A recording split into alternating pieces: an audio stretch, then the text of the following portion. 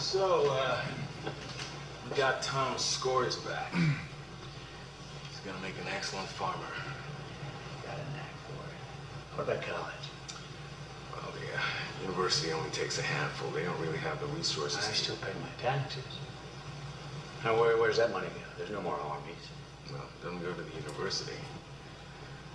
Well, Coop, you have to be realistic. You're ruling my son out for college now. The kid's 15. Tom's score simply isn't high enough. What's your waist, man? For what, 32? I'm at 33 NC. I'm not sure I see what you're getting at. You're telling me it takes two numbers to measure your own ass, but only one to measure my son's future? Come on. You're a well-educated man, Coop, and a trained pilot. And an engineer. Okay, well, right now, we don't need more engineers. We didn't run out of television screens and planes. We ran out of food. The world needs farmers. Good farmers, like you and Tom. Uneducated farmers.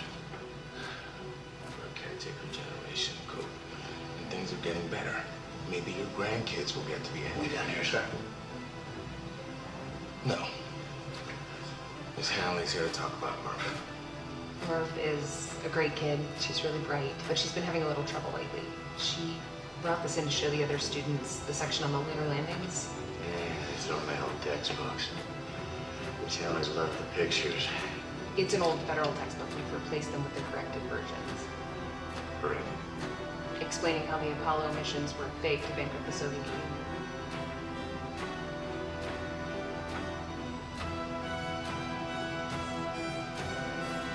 You don't believe me?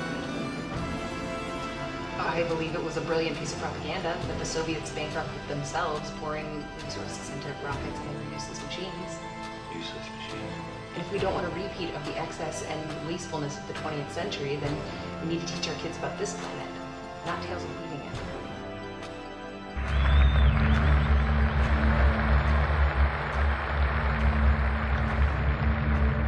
We choose to go to the moon in this decade and do the other things, not because they are easy, but because they are hard.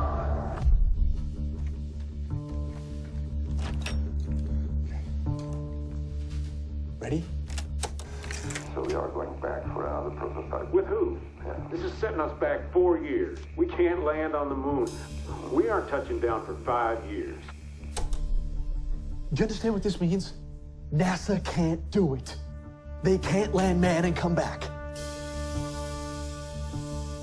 We can make a film that shows us going to the moon without actually doing it.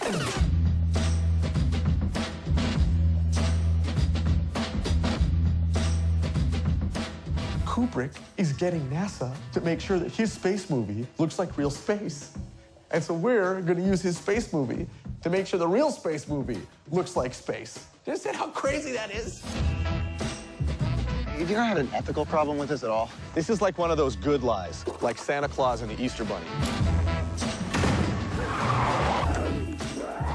You are being paranoid.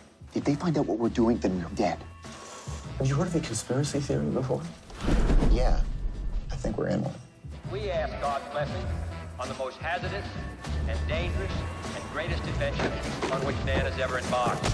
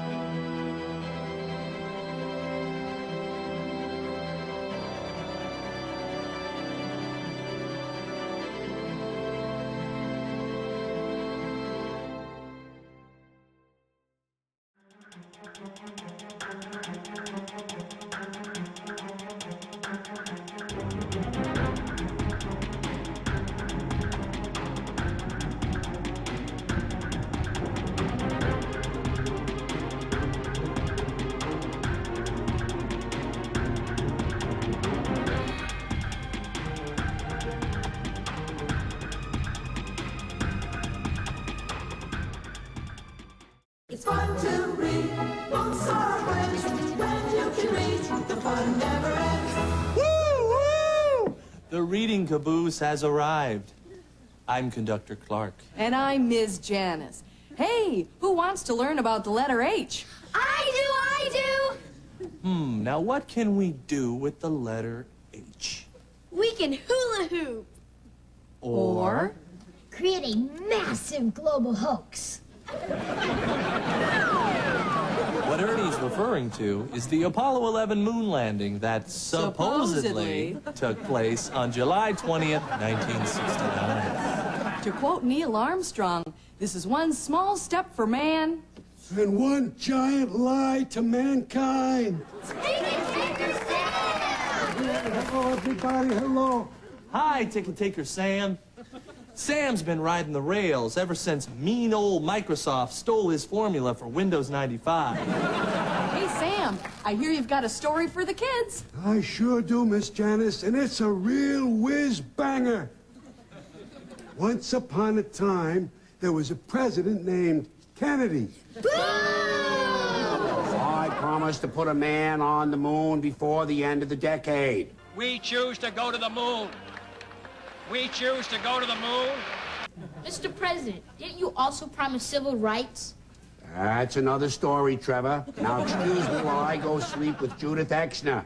Meanwhile, poor inept NASA couldn't get a rocket into space.